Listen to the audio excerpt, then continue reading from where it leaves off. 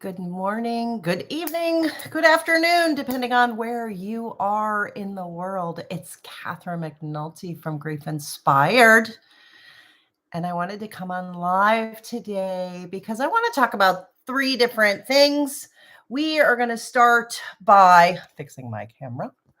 We are going to start by talking about taking care of you. And I want to invite you to participate with me in a couple of little things I'm putting together that I'm really excited about that I want to share with all of you.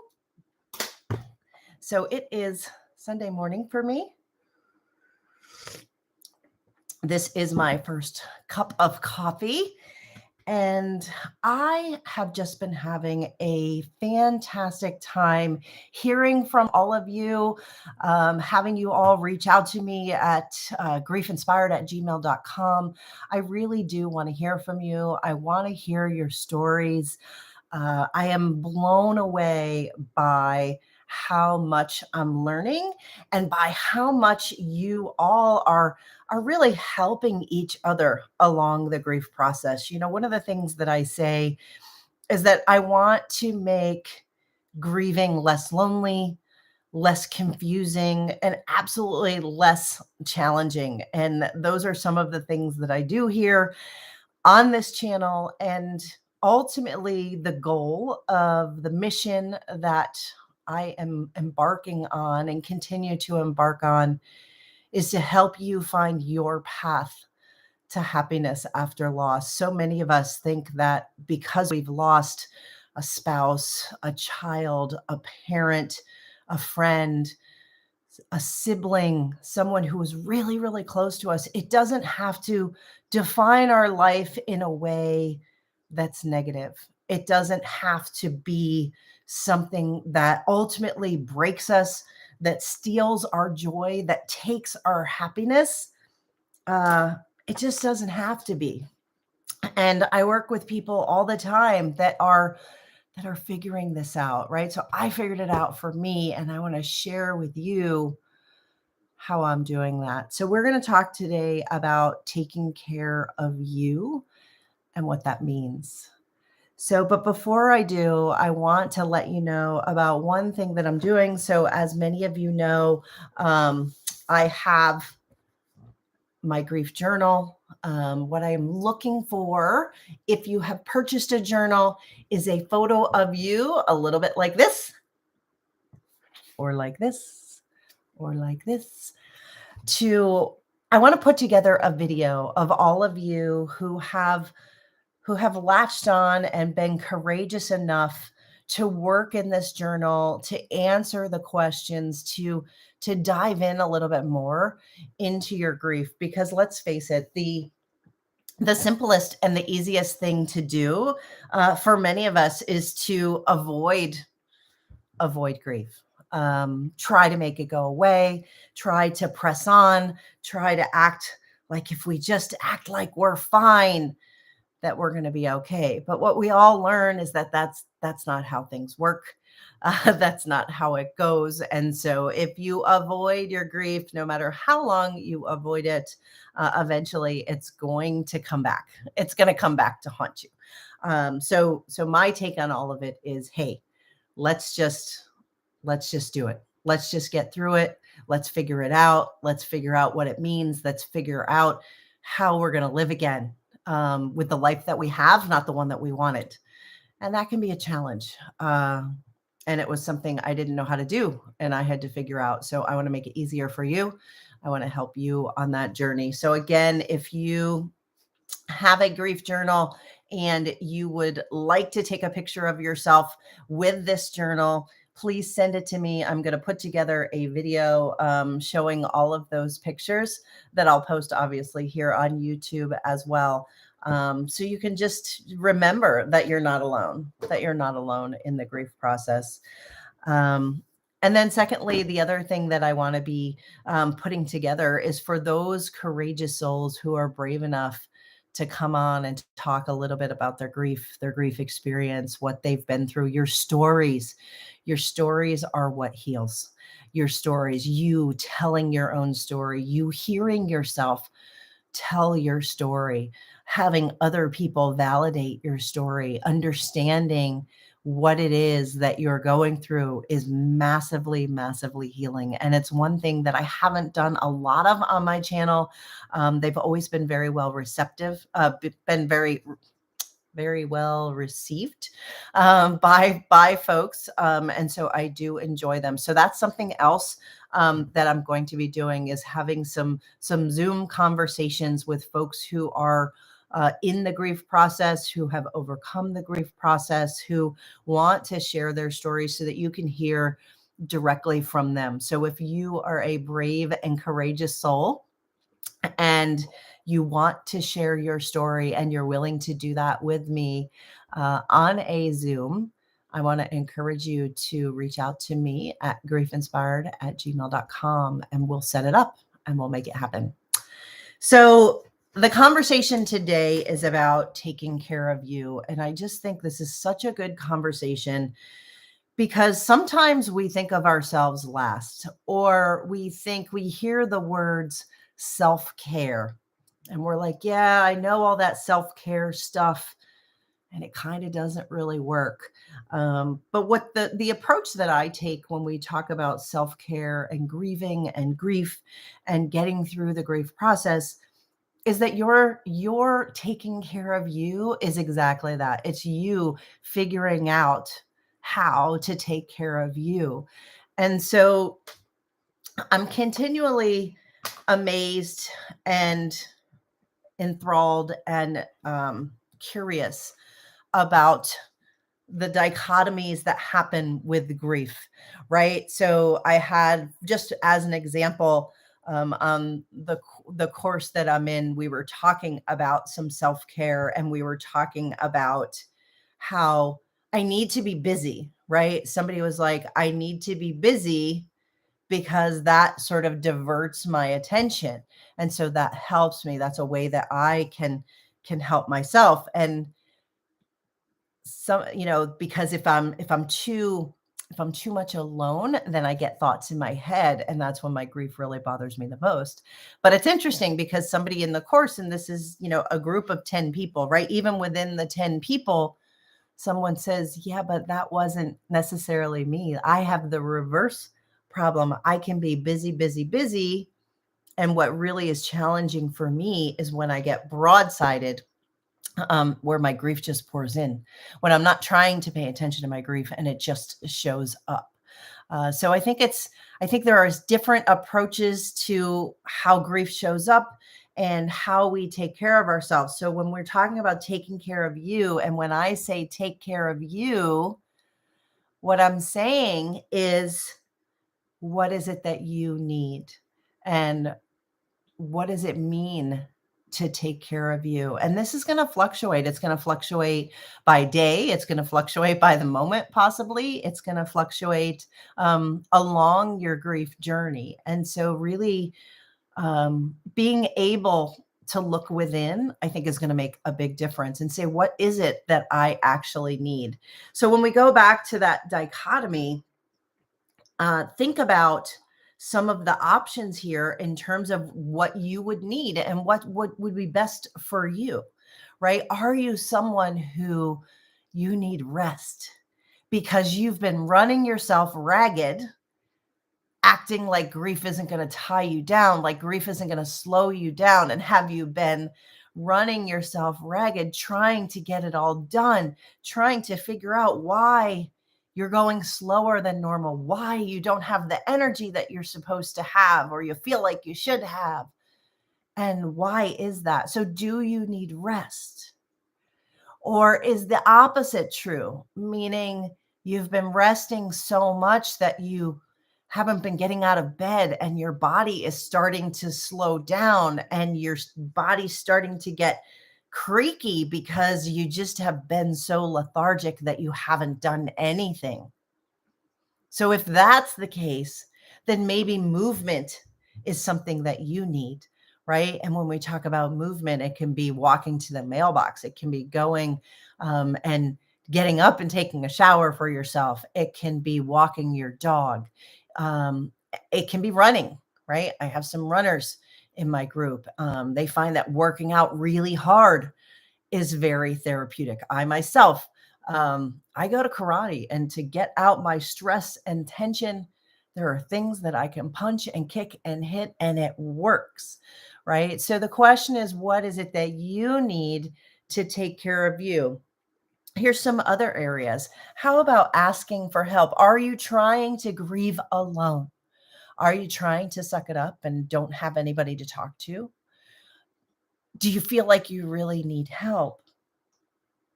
Or do you have the other side of the coin where you feel like everybody's giving you their opinion and they're telling you what you should feel, or whether or not you should take your wedding rings off, or whether you should start dating again, or whether you should just move on by now, or whether you should just get over it? Everybody's got an opinion. So is taking care of you, is it learning how to tell these people and say, you know what, thank you for your opinion, but no thank you. So maybe saying no is a way to take care of you. Are you somebody who needs to be with people? There's a whole conversation you need to know. Are you an extrovert or are you an introvert? Extroverts fundamentally need to be with people to gain more energy. So when you are in the energy lacking situation of grief, where it absorbs and zaps you of all your energy, and you are an extrovert, then you need to go and be with people. If you are an introvert, then the opposite is true. So most people don't believe this, but I am an introvert. I am an introvert, which means in order for me to rest and recharge and gain my energy back, I need to be by myself. And sometimes that involves saying, no, I need my space. I'm good right now. I need to sit at home and watch a Netflix movie. I need to reorganize my closet. I need to take an hour-long bath. Whatever it is, right? This is all about taking care of you. What are the things that you need to do that are going to take care of you? And you need to know, are you an extrovert or are you an introvert? So drop it in the comments if you are an extrovert or if you are an introvert. And if you don't know, let me know that too, and we can help you find that out. Some of us need to do more than we're already doing, right? I mentioned this a little bit before. Sometimes I had somebody in one of my courses, she was completely amazed because she's like, is it okay that like I want to go back to work? She had lost her father. It was a very traumatic and devastating loss. She had a complicated family situation. She had moved back home with her parents while he was sick. That's never an easy thing. So she herself was dealing with a lot, and she was a type A extroverted type of person. If you're one of those, you pride yourself on your productivity. And when you become suddenly unproductive because grief gets a hold of you, that can be really hard. And so she was asking me, she says, is it okay if I go back to work? Because I really want to work. I feel like I need to do something. And she said, I didn't realize that that could be self-care. And I told her, yes, absolutely. So doing more can be self-care. But again, with all things, there's the dichotomy, which means that there's the opposite side of the coin, that maybe doing less, right? I've personally found lately, we're really hard on ourselves. Those of us, if you follow me here, right, you tend to be an overachiever. You tend to be highly sensitive. You value getting things done. You value people. You have emotional integrity. You worry about other people's feelings. You get really invested in other people's lives, their challenges, their struggles, in addition to yours. You worry about making other people feel better while you're grieving. Is that you? Let me know if that's you. Drop a comment below if that's you. And so if that is you, and that's if you're like me, well, what does that mean? Sometimes I need to cut myself a break and say, I actually need to do less. I need to take a moment and whatever it is for you, right? There's so many different things. So I want to know, like, what is the thing that you do to give yourself the rest you need? Is it watching Netflix or all the new shows that are on the regular TV channel right now? They've all just come back up, right? For some reason, watching SWAT and Shamar Moore is very therapeutic. And I love it, right? And it rests and recharges me. Meditation, yoga. As I get older, I know that my body needs to move more. Simple stretching or yoga can be really therapeutic for me as opposed to going hard at karate, right? If you're a runner, if you lift weights, are you taking enough time to also stretch, right? So what's the rest side of things that you can support yourself with? Do you need to spend more time alone? Do you need to sit at the beach with a good book? Do you need to go on vacation? Do you need to unplug from work? Do you need to be out in nature, going for a walk, hiking?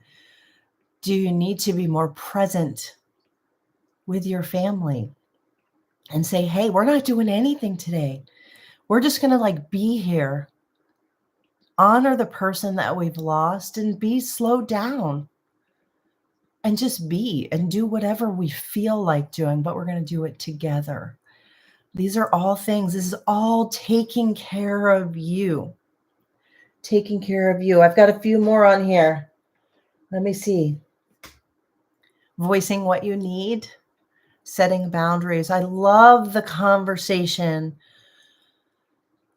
People tell me that some folks say the craziest things to them, the craziest things, right? There are people who go to their church to look for comfort, and sometimes they will say, if you were more faithful, if you loved God more, you wouldn't be hurting as much. Ouch. Ouch. If you lose your spouse, why are you still wearing your wedding rings? If you're somebody who's lost a spouse and you don't get invited to anything because it's like, well, you're used to doing them as a couple. If you've lost a child and somebody says, how many children do you have? If somebody says, because you lost the only child you have, are you a mom? How do you spend Mother's Day? These things they're difficult. And so finding your voice, do you need to find your voice to figure out what to say in those scenarios? When you go to work, are people avoiding you, acting as if it didn't happen? And do you need to say, I'm still in grief over here? Do you need a t-shirt that says, I'm still going through some stuff? Do you need to say, I need to be alone right now? Can you please give me your space? This isn't about you. This is what I need for me. So all of these things are finding your voice, being able to voice what you need, and then setting up boundaries and saying, please don't say that to me anymore. Or being able to say, when you do say that, like, here's how it comes off to me. I know you want me to move on, but you telling me to move on is really hurtful. Do you need to set up boundaries that don't use your voice? Where it's like, well, you just don't spend as much time. Suddenly you're more busy when that person calls. Suddenly you've got something else going on. If they are not the ones to support you, if they are not being supportive, then find someone who is. Reach out. So at the end of the day, when we talk about taking care of you, it's remarkable how much we don't take care of ourselves. We don't necessarily love ourselves as much as we love the people that we've lost. We know how much we love them. We know that we would do anything for them, that if they were to come back and ask us for something, we would say yes. Well, when we talk about taking care of you, I want to encourage you to take care of you as much as they would take care of you, and as much as they would let you take care of them. And I want you to explore, what does taking care of you mean? Write down some different things. Try something new. Try something that you haven't done before. But remember that you deserve love. You deserve support. You deserve to be happy after loss. Will it happen overnight? No. It hasn't happened for anybody that I know. Of all the grief people, the people who are grieving that I've spoken with, it hasn't happened for any of them. But when I have someone who is leaning in to his grief on a day in, day out basis, trying to figure it all out, and he says to me, in a moment of awareness, I've figured out that I need to carry my wife and her memory with me. I can't just forget or erase the 25 years that we had together, but I need to figure out how to carry her with me. And doing that is going to bring me joy, because she's not gone. She's not forgotten. These are the things that involve taking care of you. So I want to encourage you to stay in the inquiry, ask me questions here, drop comments below, reach out to me if I can be of help to you. And just know that you are not alone in this. You are so not alone. I want you to believe in the hope that it's possible that you can be happy again. I want to inspire you to keep going, to keep on living, to remember that grief is about your life, not about their death. I want to award you for your courage to stick with it.